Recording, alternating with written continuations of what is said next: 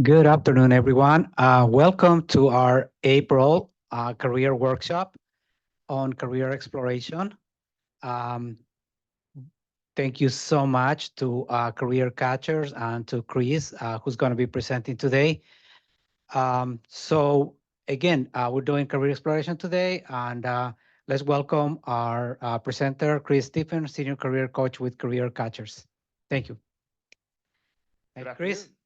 Thank you all so much for joining us today. My name is Chris Stevens. I'm a career coach with Career Catchers, which is a nonprofit organization in Montgomery County.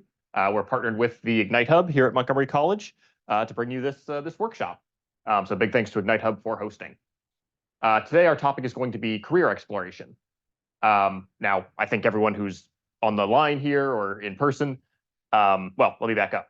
We do want this to be an interactive presentation, so if anyone has any questions or comments or things they'd like to share, please feel free to put it in the chat, and we're going to be happy to address your questions. My colleague Emma is watching the chat, so we'll make sure to address any of that. We do want this to be interactive. So why career exploration? Everyone on the line here has probably at some point been looking, is currently looking for a job, or has looked for a job in the past, right? Maybe it's your first job, and you're not, you're kind of trying to see what options are out there and figure out what you'd like to do. Maybe you have been working for a while and you're looking to switch careers. But and that whole process is career exploration, right? Finding the right option for you. So today, we're going to talk about sort of what the key sort of strategies and tips for effective career exploration is, as well as some resources that you can use. I do want to sort of open up to a question. So, given that everyone is most likely, again, in the process of looking for a job or has done so in the past, what sorts of strategies have you used for career exploration? What kind of what kind of strategies have you used? How have you approached your job searches? Yeah, go ahead. Friends on your network. Okay, networking. Friends, people you have. Absolutely. Going to your network, right, which could be friends or family to get information on job opportunities. Thank you. Okay, it can be website. Looking online. Absolutely. Looking online. Well, yeah. Yeah. It can also be magazine, news and magazine. Sure. There's other media out there, magazines, ads, what have you. Absolutely. Flyers that are posted somewhere. All of these are ways to get information. Absolutely. All right. So, yeah, in a nutshell, career exploration is the process that people can use to find a career that suits their personality, interests, and skills. This process involves considering various careers, learning more about each, and planning a suitable career path. Makes sense, right? Seems pretty simple, but it is important to realize that the first step is sort of that self-assessment. You're looking for a career or a job that focuses on your personality, interests, and skills. That's the first step. So identifying your interests. And you can do this in a few different ways, but here are some key questions that you can ask while trying to figure out what you're interested in. At this stage in the process, I recommend that you don't get bogged down too much in the this career pays this amount, or I don't think I'd be good at something, or some of those other kind of considerations. That'll come later. Those are all important things to consider. But right now, try to think about what interests you, right? What do you feel, what's something that you could see yourself doing for a long time, and frankly being happy in that field. What could you do every day and not get bored, right? Being interested in a job or a career is pretty important, right? It'll make you more productive, and you'll be happier. Another good question would be, if money isn't an object, what's something you would do for free, right? That's a way to kind of figure out what you're passionate about. Another sort of more broad version of that question would be, if you could do anything, what would you want to do, regardless of money, education, training, whatever, what is something you would like to pursue? Another one, which I think is kind of fun, you can think back, right? Even when we were younger, we all had dreams, right? Whether or not they were realistic is kind of besides the point. What's something that you've, been passionate about sort of in the past that maybe, that maybe you're now still interested in as an adult, right? When you were 10 years old, what did you want to be? And is that still relevant? That's a valid question. Some other things to consider, what are you good at? Everyone here has skills and knowledge, abilities, so what's something that you feel that you could, contribute towards? What can you use, your skills for? You can also ask yourself, a lot of times at the beginning of this career exploration process, we're not sure where it's going to end up, and that's fine. Maybe we're exploring a few different possible career paths. Again, that's great. That's all part of the process. So a question you can ask is, what would you like to learn more about? What's a field that you want to learn more about? It could be IT, it could be healthcare, it could be business, anything you can name. At least, with that question, you can target your search, target your your focus toward a couple of different career fields, and continue to get more information from there. And the biggest sort of the most sort of relevant question I would say out of all of these is this last one here. Where do you see yourself in the future? That's one you should definitely be asking yourself, and we're going to talk about goal setting a little bit, but ultimately, where do you want to end up, right? It can be a certain career field, it may not be, it could be any number of things, but your career path is going to inform, how you get to where you want to be in the future. So that is an important thing to consider. Is it working for a company? Is it running your own business? Is it, doing certain types of work? I want to be helping people. I want to be solving problems. Even sort of broad ideas like that are things to think about as you ask yourself these, these initial questions for self-assessment. Again, right, at this stage, the goal isn't so much, oh, I don't think I can do this. This career path sounds hard. The money might not be good. Those, again, that all comes later. For now, it's just, what do you think you would like to do? Does that make sense to everyone? Great. So, as I mentioned, there are other considerations, other requirements that, that you have to consider as well.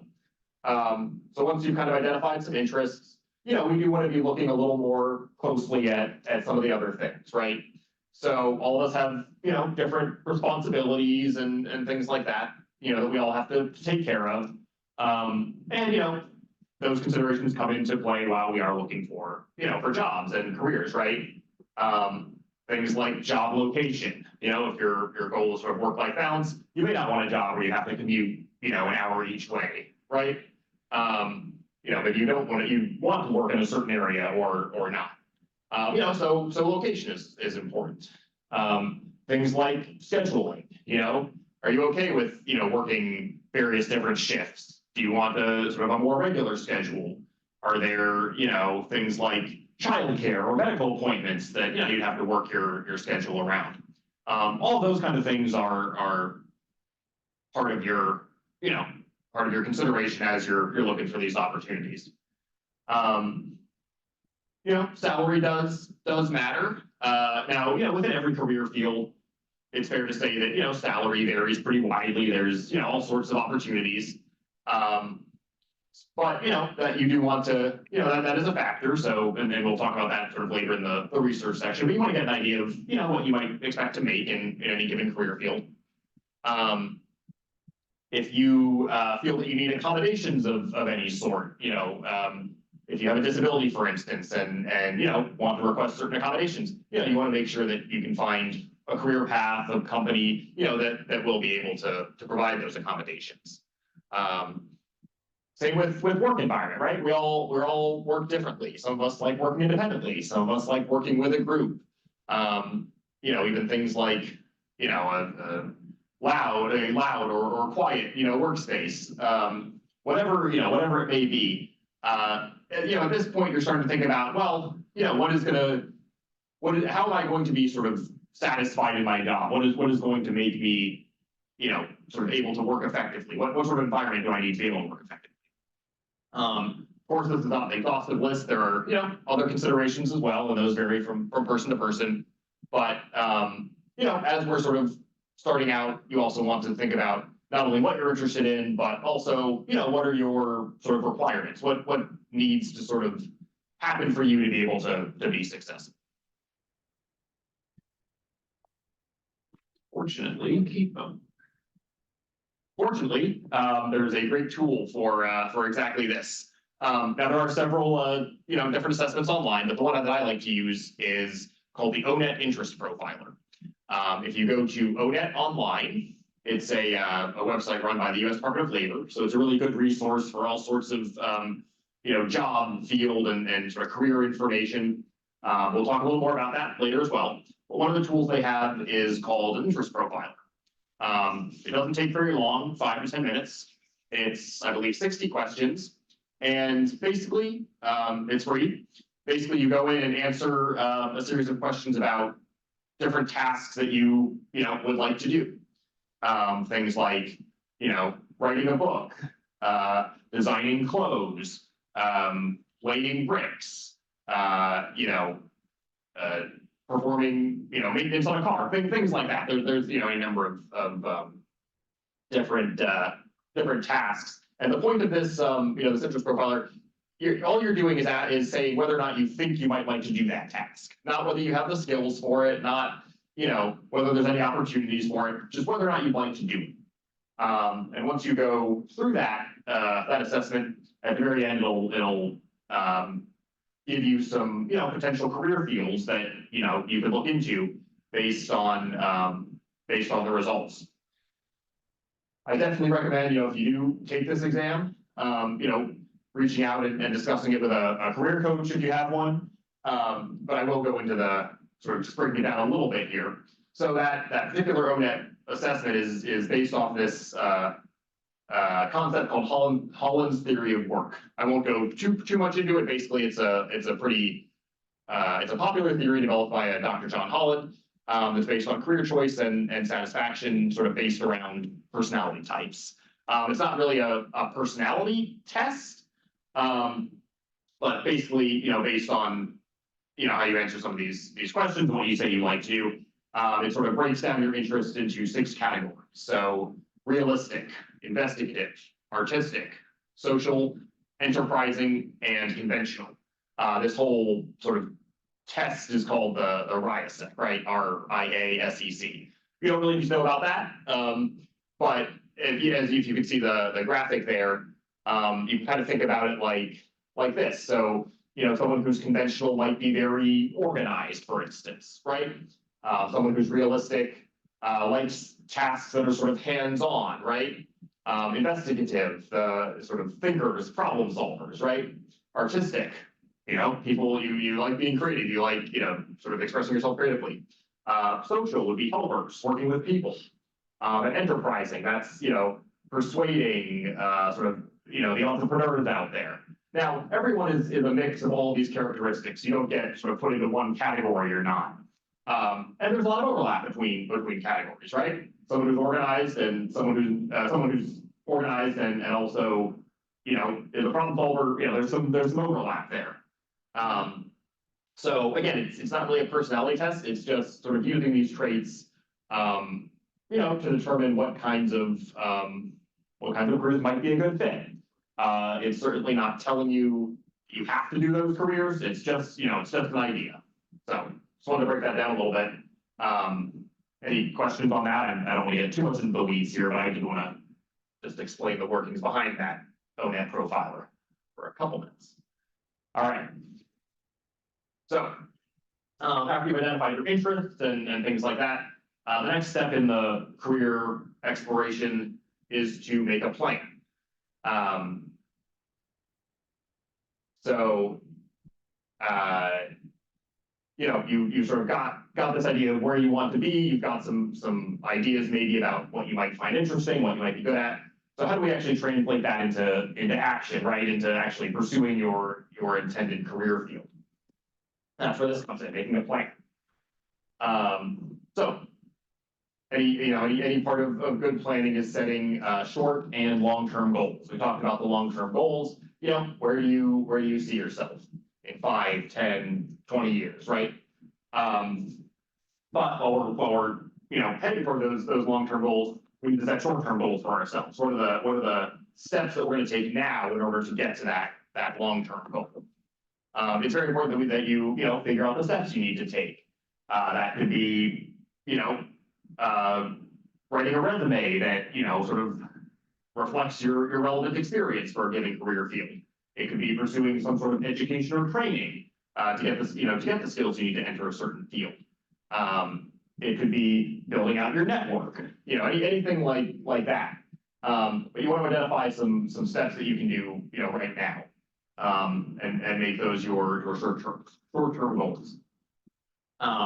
It helps to be sort of very intentional about this, as we talked about. I think it was our presentation a couple of months ago. The job of finding a job is full-time work in and of itself. You do have to devote time to this, and the more sort of effort you put in, the more successful you're going to be.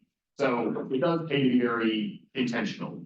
As you're making your goals, write them out. It's always helpful to write things down. It can make them seem more real. You can also sort of better track your progress towards the goals, and make sure that you remember everything. It can be easy to kind of overlook things sometimes if it's not written down. And create a schedule for yourself. Here's what I'm going to do today. Here's what I'm going to do this week. Break down the different steps and what you're going to do to accomplish them. That's all part of this career exploration phase. What steps are you taking to get the information and make your decision? Check out your progress. Daily is always good. It always helps to kind of check in every day and say, hey, what have I done today toward my goal? Even if it's just, it's not a lot, just a little bit, that's still forward progress, right? So, check in with yourself and kind of, see how you're doing at towards reaching your goal. You're not in this alone. None of this career process is done just by you alone, although it can feel like it sometimes. At this stage, it's important to seek out feedback and support. We had someone mentioning, a network earlier. Talking to friends, family, coworkers, teachers, whoever, can really help, right? It's always good to have another perspective, and they can give you the information you need to make an informed decision or to help you along the way as you're trying to reach your goals. These are all parts of effective planning. We've discussed SMART goals in a few of our workshops. I would like to go through them again. This is it's an important concept. As you're going through and setting up your long and your short-term goals, you want to make sure they're SMART, right? S-M-A-R-T. You want to make your goals specific. Saying that your goal is to work in the IT field, that's not very specific, right? That could mean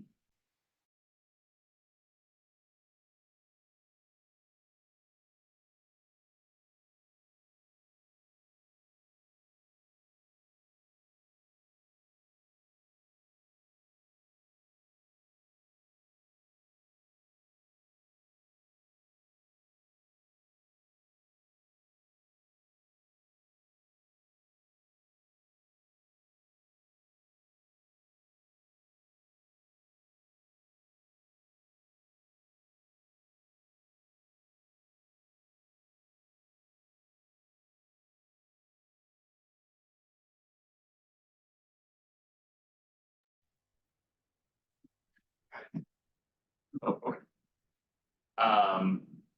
You want to make sure that your goals are also measurable. If you don't know how far if you can't track the progress you're making towards your goal, how are you going to know when you've reached it, right? It can be very motivating to, again, see that you're getting closer and closer to achieving your goal. It can also be very demotivating if you don't feel like you're making any progress, right? And nothing's really getting closer. So you want to be able to quantify your progress and track it so that you know how you're doing, and you know what you can improve on or you know keep doing. You want your goals to be attainable. You know, set goals that you can sort of realistically achieve, right? If my goal is, to become president of the United States, great, that's a goal. Dream big, nothing wrong with that. Is that attainable for me right now? Probably not, without, some fundamental shifts in what I'm doing. So, dream big, but make sure your goals are sort of realistic as well. And if you have those big dreams, those big goals, great. It's just important that you realize sort of what steps you need to take to get there. Anyway, so the goals should be attainable, should be realistic. You also want your goals to be relevant, right? It's much easier to pursue goals that sort of genuinely matter to you. If I have an interest in cybersecurity, I'm going to be a lot more diligent about pursuing that goal if it's something I'm interested in, something I'm excited in. If I have a friend that says, oh, hey, forget IT, forget cybersecurity, you should do healthcare instead. And I say, oh, okay, sure, maybe I'll take a look at it. But I'm not very excited about that. I'm probably not going to, pursue that goal as much, right? Because that's not what I'm interested in. That goal doesn't really matter to me, right? So the goals should sort of be rooted in your sort of your core interests, your core values. You should, be sort of, they should be relevant to you so that you actually want to, to pursue them and put effort into them. And last, timely or time-based. You want to give yourself deadlines. It's very easy to say, and we've all done it, I'm sure, I have a goal to do this, and, I'll get to it at some point. Things are really busy right now. I've got a lot of stuff going on. I'll get to it at some point. And unfortunately, while pretty common, life happens, that sort of doesn't really get you any closer to reaching your goal. So, a deadline can sort of give yourself an added layer of accountability. Will your timeline change? Sure. Again, life happens. There's nothing wrong with that. But, if you have a deadline, you're going to be more accountable to yourself. And, again, it'll give you that extra motivation to really pursue your goals. Any comments or questions on that? Right. So, once we've sort of identified our interests and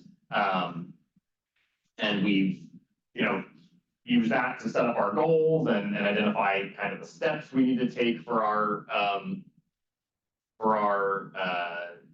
job search, our career exploration. The next step is research. And this is probably the biggest kind of part of career exploration is research. You want to make sure that you get the information you need to make an informed choice. Again, there's a lot of people say a lot of different things, right? So you want to make sure you have enough information. A lot of times someone might say, as a coach, sometimes people come to me and they say, oh, I want a job in IT. I heard that pays really well. Yeah, I mean, that's true. Some fields, some companies, so on, it'll pay really well. Some of them may not, right? It's not necessarily an automatic thing. Same with healthcare. Someone might say, oh, I want to pursue this job. I heard it's really easy to get into. Yeah, maybe if you have, certain skills and training and things like that. For someone who doesn't, it may be a little harder. We can't really make generalizations about different career fields. Sort of your sort of opportunities and sort of success in each career field, depends on what you bring to the table. So, it's important to sort of conduct your own research and make sure that you have that information, right? Oh yeah, go ahead. How to conduct the research? absolutely. So we're gonna get right to that.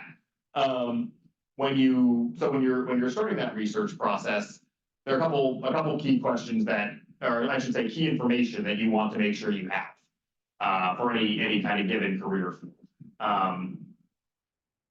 One of the first pieces of information would be what's the career pathway, right? If I join the IT field, let's say an entry-level role, maybe help desk or something, how can I advance within that field? Is there any opportunity for me to move up, to make more money, to take on more responsibilities, to take more advanced training, things like that? Some career fields have pretty, defined pathways for advancement. Some may not. Both is fine, but it's something that you want to be aware of, right? What is my sort of growth potential for this field? Again, salary and things like that are part of the conversation here. It's important to look at, what is the earning potential? Again, that can vary pretty heavily between different career fields. Entry levels probably going to be a bit less than the higher senior levels. But generally speaking, you can find sort of the average range of kind of what salary you might earn in a given field. That also counts things like if you're in the sales field, does most of your earnings come from commissions, or if you're in a field that sort of relies a lot on freelancing or gig work, right? That's going to sort of affect what you can expect to earn. So kind of having that information will let you know what to expect. Again, there's no wrong answers here. It's just so that you're sort of preparing yourself. You want to see if you want to get a sense of whether or not your chosen career field is doing one of the three things. It's either growing, shrinking, or basically remaining static, right? No change. If your job field is growing, there's a lot of demand for it, a lot of job openings with different companies. That's great. It usually means you might find a few more opportunities, as you're trying to get into that field. Companies may be willing to train or pay more. If the career field is shrinking, there have been layoffs, companies are cutting employees. That's not to say you should necessarily avoid that field, but it is something to consider, right? You may need to sort of tailor your strategy or be prepared to spend a little more time pursuing opportunities, in that field. And again, this does vary, right? Like anything, career fields go up and down. So it's important to know sort of, where things are now and hopefully, where things are likely to be headed in the future. Unfortunately, there's a lot of good resources for that. And of course, sometimes a career field may be static, right? Pretty consistent demand. So that's all important to know. You also want to get a sense of what skills and knowledge are required. I'm going to keep using IT as an example. We are in the Ignite Hub, but to get a job in the IT field, at the very minimum, you generally need some kind of certification, right? Something like CompTIA A+ maybe, or Network Plus for some of these IT support roles, things like that. There are some fields you can go into that you can sort of learn on the job or get training. Sometimes that's not as common, but you want to make sure that you look through job descriptions or sort of professional websites, whatever that is, and figure out what skills and knowledge do I need to bring to the table to be able to pursue opportunities in this field. Does it require certifications? Do I need to go get a college degree? Things like that. It's also important to figure out sort of what are the sort of the day-to-day work that you're going to be doing. What are the activities that you're expected to perform? If it's something where you're sitting at a desk all day looking at a computer screen, that appeals to some people. It may not appeal to you, right? So if you can't really see yourself doing that long term, you might want to see what other opportunities are out there. Some, again, use IT, some IT roles may be maybe sitting at that desk from 9 to 5, great. Some of them you might be going out in the field, right, repairing, cables and installing internet routers, whatever that is. So it does vary. But you want to get a sense of what activities that you're going to perform in the course of that job. And another key point of information, where are the career opportunities located? If my background is, let's say, working in the oil field, right, drilling oil, am I going to have a lot of opportunities for that in Maryland or Montgomery County? Maybe not, right?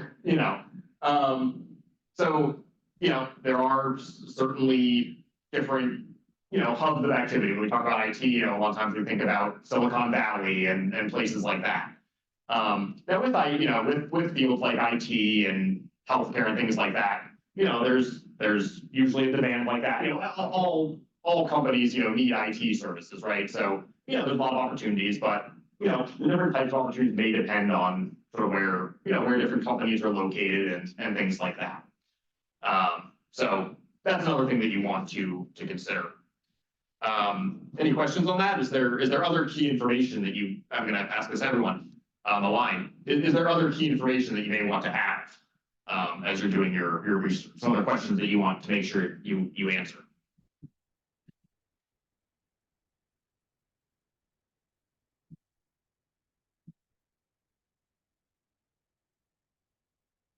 I will add that you also kind of need to know how long it will take you to get there. So I think that you need to put that into consideration. It may be 3 months, it may be 2 years, but you need to understand how long it will take you to get there. That is an excellent point. Yes. Yeah,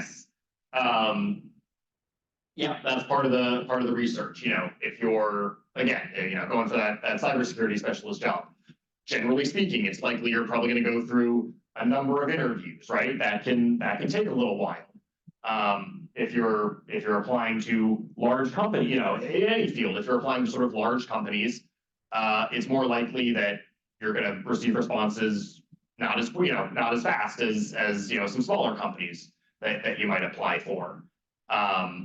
If there's some sort of training that you need to take, you sort of need to factor in, how long that will take until you can kind of start working in your chosen field.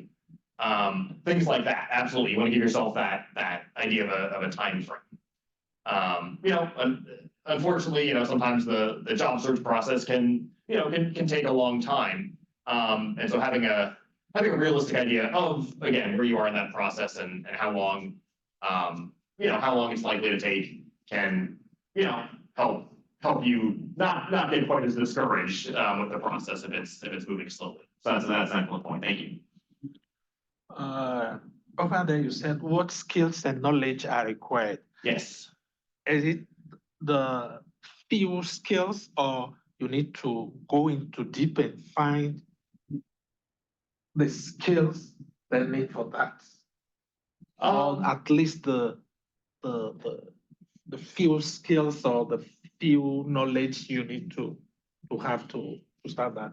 Yeah, so we actually did a workshop on this a couple months ago. So the skills and knowledge here is pretty broad.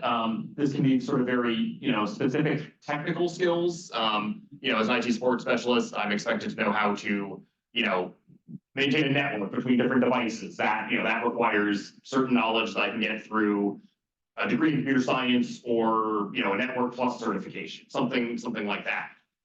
It can also be soft skills, though. Again, talking about like IT help desk or something, customer service, your ability to sort of interact with people is just as important as your technical abilities, right? So, things like that. Depending on sort of what positions you're applying for, a lot of them may require a college degree or a specific certification. So, that tells you up front, okay, I need to, have this sort of knowledge at a certain level to be able to, have a good shot at entering, a specific job or career field. I have a question. Let's say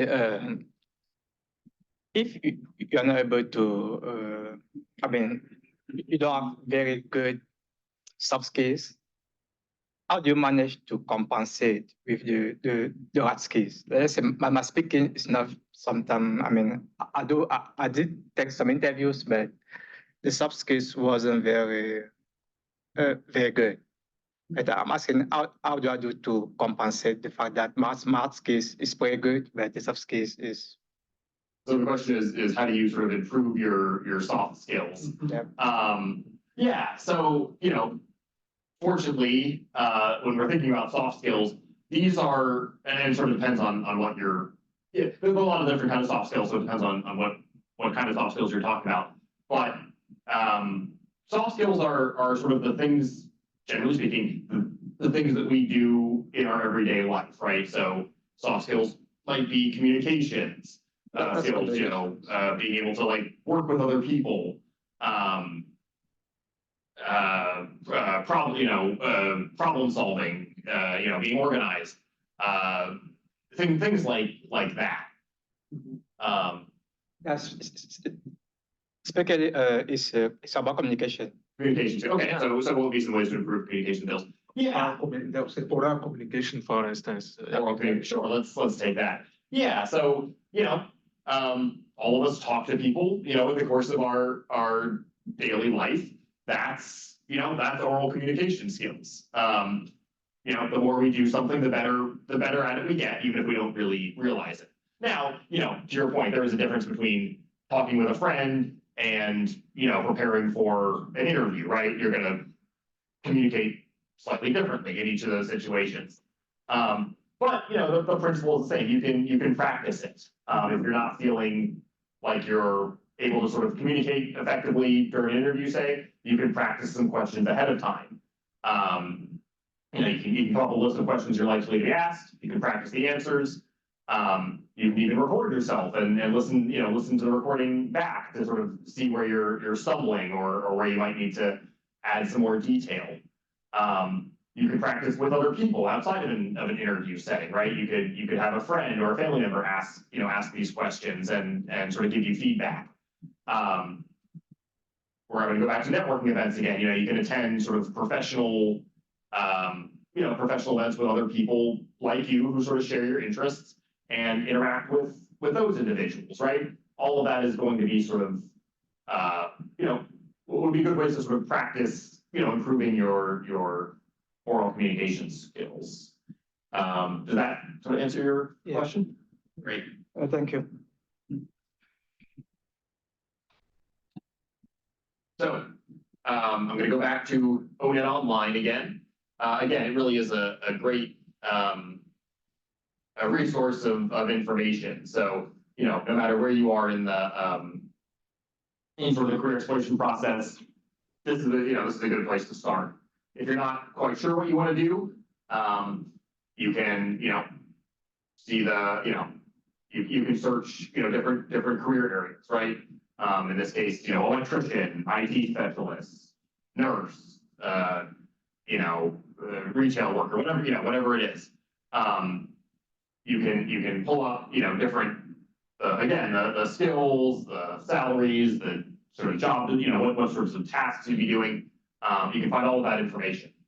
If you don't have sort of a solid idea of what you want, you can just, scroll through a few different types of careers based on industries, right? So administration and support services, whatever, that's the example here, whatever that is. And it also has a tool for sort of helping you based on your interests. That's sort of where the profiler comes in. That can give you some places to start. So, again, a really good tool. I'm going to use sort of IT as an example. So, this is from the CompTIA website. And as you can see here, they have a career paths section. It's just CompTIA.org. And they actually sort of break it down for you pretty well. So, great, I'm interested in IT. Okay, what IT career path do I want to take? Well, here on the website, they break it down into 5 categories: IT support specialists, IT networking specialists, cybersecurity specialists, software development, and then data specialists, right? So you can explore, you can narrow down your search even further into one or more of those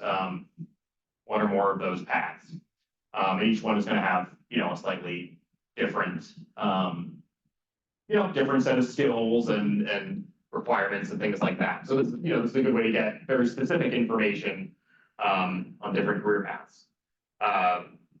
Let's say we choose the IT support specialist, right? It gives you a description of exactly what an IT support specialist does. Here it says, analyzing, troubleshooting, evaluating, technological issues, so on, things like that. Gives you a pretty good overview.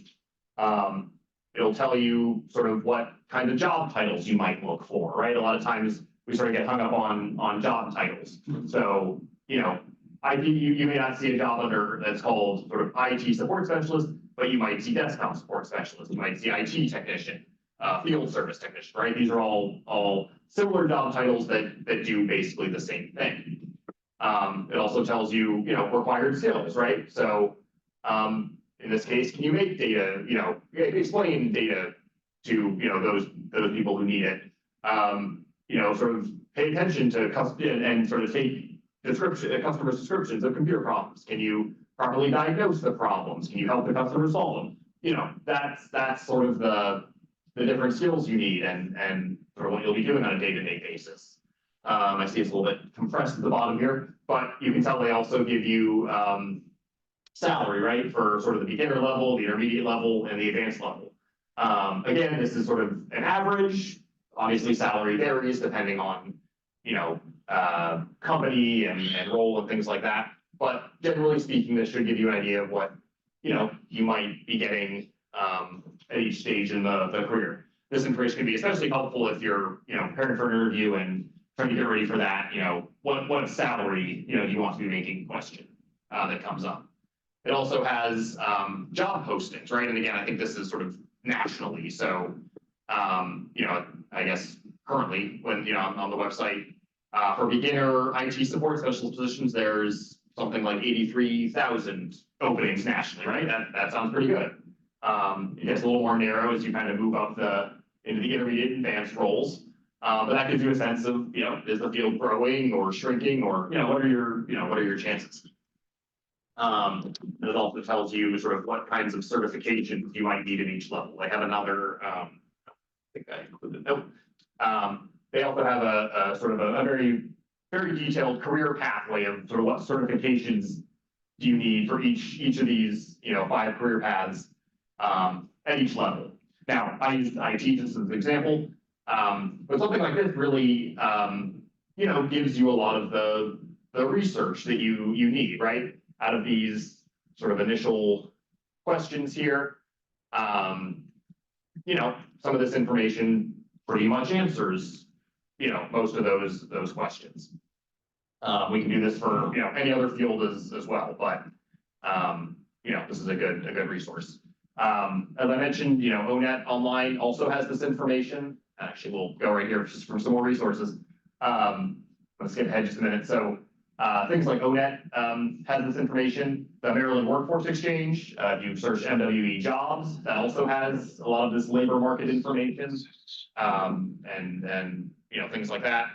Any of the sort of websites from the U.S. Department of Labor or the Maryland Department of Labor, or other states, if you're looking outside of Maryland, that'll all have a lot of the same kind of information on, is the career field growing, salary, things like that.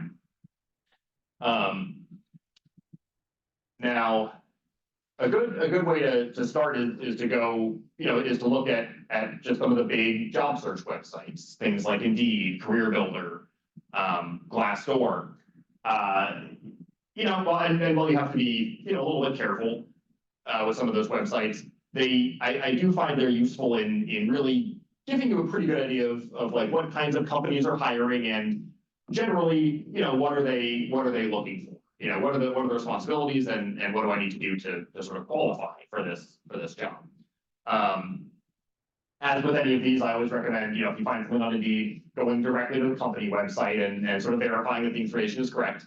But it's certainly a good place to start. Indeed, does give salary estimates in most cases.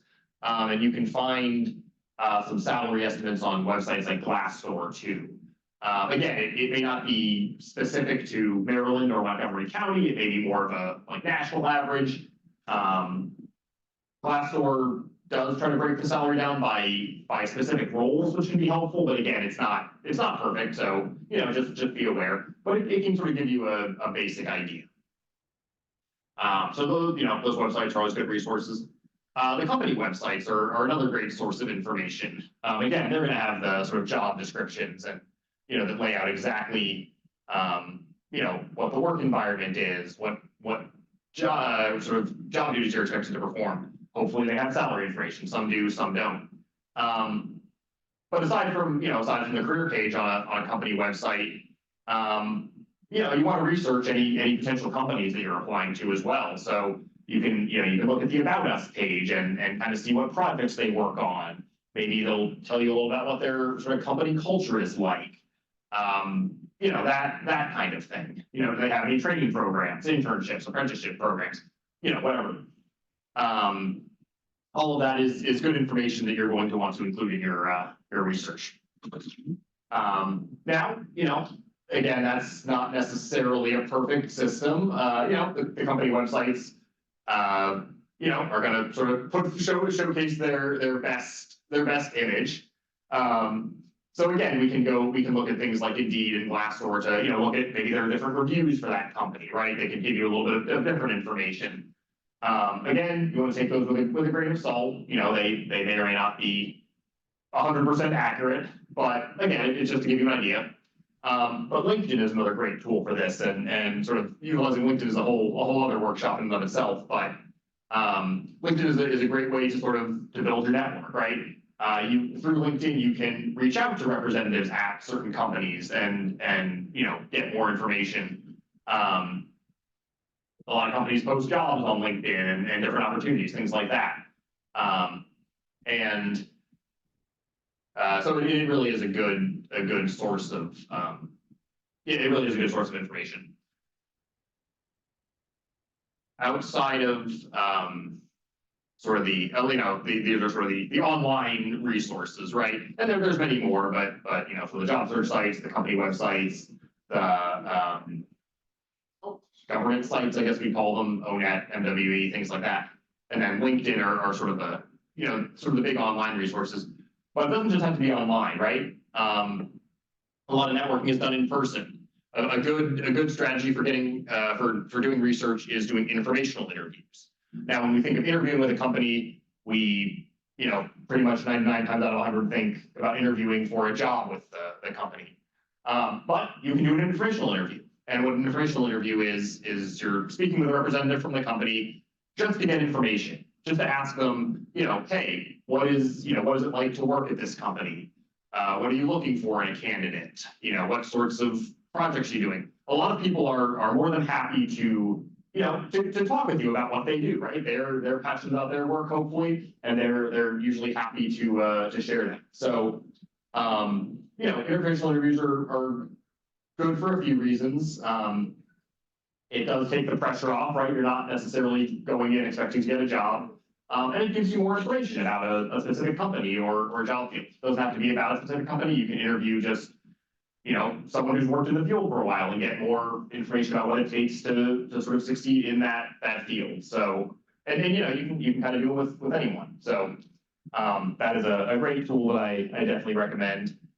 We can also look at things like volunteering, right? A lot of times you may not want to, it can be hard to tell just from doing the research online that, or even through your training courses, hey, is this something that I actually like doing? So volunteering can be a good way to get hands-on experience with something. And again, to really see if that's, if it's right for you. Plus, you never know who you're going to meet volunteering, so it can be a good way to sort of expand your network as well. So all of these things are sort of good resources for research. I know you had a sort of a question about that earlier. Does this information sort of answer that, or is there some other? Yeah, it's the information interview. But Yeah. you just mentioned that, okay, it's not necessary you have to look for the people working that company. Maybe you can look for someone who in the field and then. Right. Yeah. Yeah, absolutely. I have a question, but Yeah. I mean, how do you proceed to get, I mean, maybe to have customer services? Let's say maybe you apply for a job, maybe to be a job like Oracle database administrator. Sure. You go to the website maybe to get some information about the company. But how do you do maybe to speak maybe with a customer service and to make sure that it's the direct department who is taking care of the job search? Oh, I think so. Like, how would you sort of follow up with them about? Get in touch. Get Okay, in so how touch. do you- Yeah, in that company, yes. So it can be difficult sometimes. A lot of times with some of the bigger companies, they may not make it all that, there may not be a direct phone number or email to, to the HR department. And that's just because, if they have a lot of applicants, they don't want, just thousands and thousands of messages. That said, most companies will usually have some sort of contact form on their website that, will basically send them an email. So you can ask questions that way. It may take them a little while to respond, but that is possible. Another. Very, Go ahead. very often, the small companies, then you can get someone to talk to, or you can find a phone number. But if it's a big company like Oracle, so you can get a voicemail. So anything you send out, the voicemail. But you want to speak to someone so that it will give you, at least you want to speak to someone and then have an idea about how they proceed on this. And but it's difficult. This is the one thing, it's difficult to get it. So What Chris was saying is like a lot of these job postings have like usually like a contact information. If you have any questions, contact XYZ. That's usually the recruiter in the human resources department. So again, I think that that's probably the best way to approach. Just try to send a message. If you have with very specific questions, don't send a message saying I'm interested in applying. They're gonna say, yeah, go ahead and apply. Say I am interested in knowing these, and these, and they may or may not be able to disclose that information. But that's the best way to approach if you have specific questions about a job. Outside of sort of yeah, I mean, that's exactly right. Outside of the sort of official company communication channels, that's where things like LinkedIn, comes in. You can go on LinkedIn, you can sort of search for a specific company, and it'll usually tell you, who on LinkedIn, which members of LinkedIn, work for that company or have worked there in the past. And you can reach out to them, with a private message and, ask questions. Hey, would you be willing to chat with me for, or answer these, these questions? That works. Like I said, people generally, are happy to talk. You can also do things like hiring events, right? So a lot of times companies may say, hey, our recruiters are going to be attending the Montgomery College Hiring Fair in Silver Spring. Come meet us there. So you can attend some of those events, and they're going to have real people there, so you can talk to them like that as well. Does that answer your question? Yeah, I mean, it's a lot of times trying to follow up just through the website can be a bit of a challenge. That's certainly true. Any other questions or comments? All right. So yeah, go ahead. volunteering. The last you said, the volunteering, Volunteering, yeah. which is good, because through that you can make a network, you can know people. Yep. But how to go for the volunteering? So you identify the company and then tell them that, okay, because they are not giving you a job, or they don't have this thing, so I'm ready, or I can do a volunteer work. Or how do you go into the volunteering?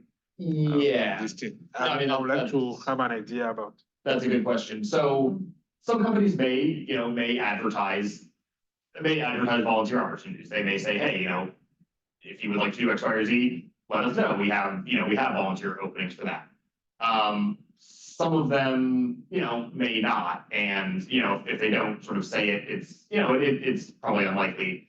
You may not all companies have volunteering opportunities, I guess is my point. You can certainly ask, but, unless they sort of are pretty clear and say, hey, we have a volunteer program, they may not have opportunities. But the other thing is, even if you're not volunteering, the goal of volunteering isn't necessarily to sort of volunteer and get it into the specific company.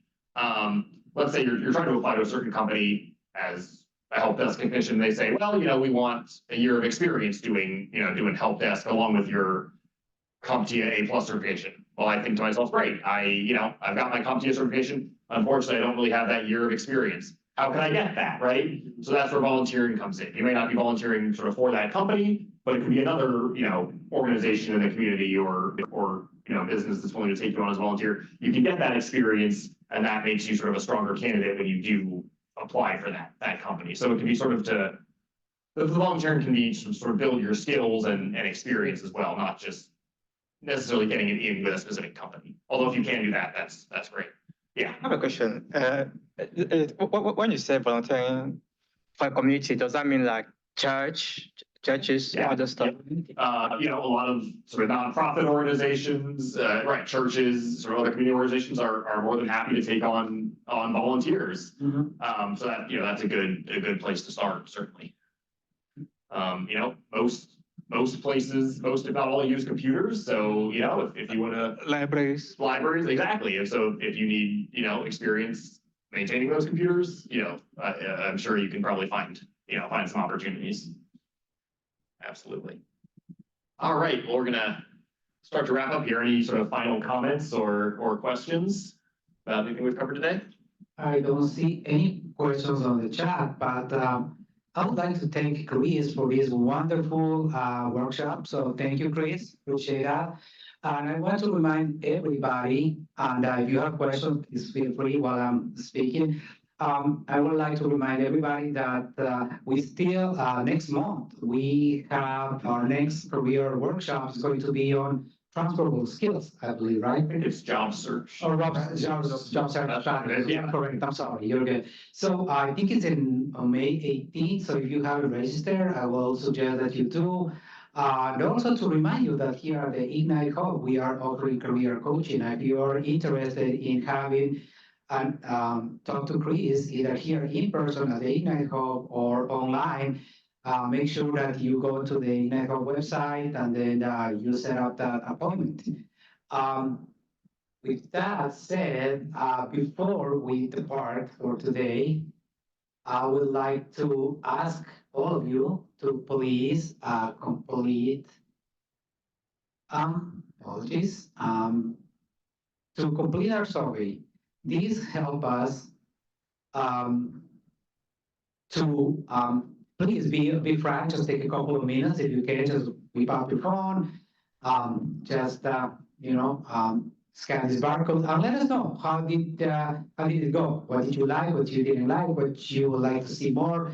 This really help us choose the topics and do the programming that the community wants. So I would like to thank once again Chris, Career Catchers, and also Emma, who was online, moderating the chat and helping us.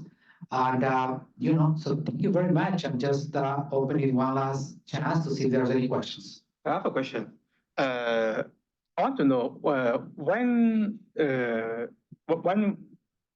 we have the next, maybe I say, networking for job applying, because last time I missed one in Baltimore. They call that BEYA conference. BEYA STEM conference.